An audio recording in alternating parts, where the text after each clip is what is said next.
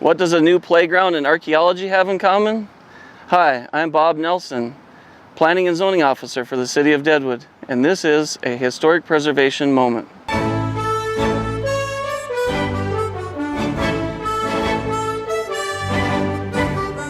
In June of 2018, Deadwood History Incorporated and the Deadwood Historic Preservation Office partnered for the annual 2-week Archaeological Camp for elementary and middle school students.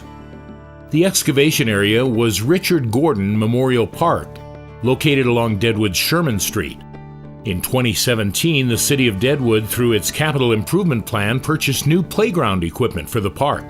Historically, the area encompassing the park was part of South Deadwood, one of the original mining camps of Deadwood. Local newspapers of the time indicated South Deadwood was a thriving mining camp that boasted numerous civic, commercial, and residential structures, including the Lawrence County Courthouse and jail, and the first public hospital. In 1881, South Deadwood and 6 other camps were incorporated into what is now the city limits of Deadwood. Several major events sculpted South Deadwood's built environment, including the May 1883 flood, installation of the Deadwood Central Narrow Gauge Railroad in 1887, and a devastating fire in March 1911.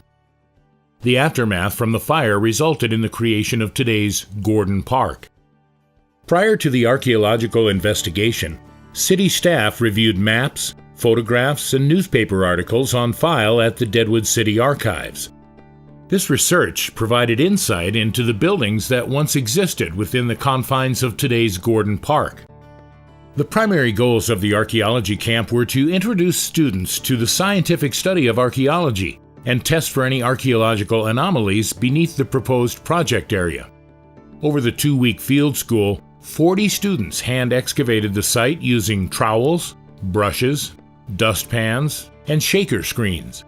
In addition to excavating, students learned about soil stratigraphy, site history, and diagnostic artifact identification and their association to the site history.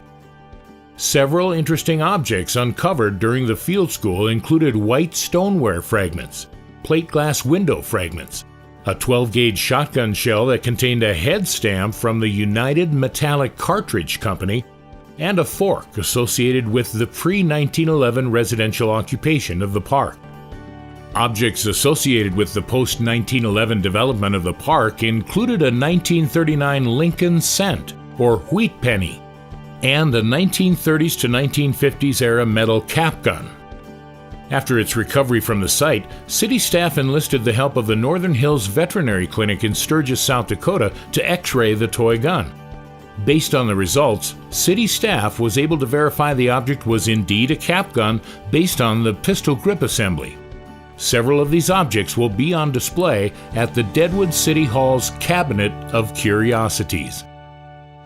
I am Bob Nelson, and this has been a Deadwood Historic Preservation Moment.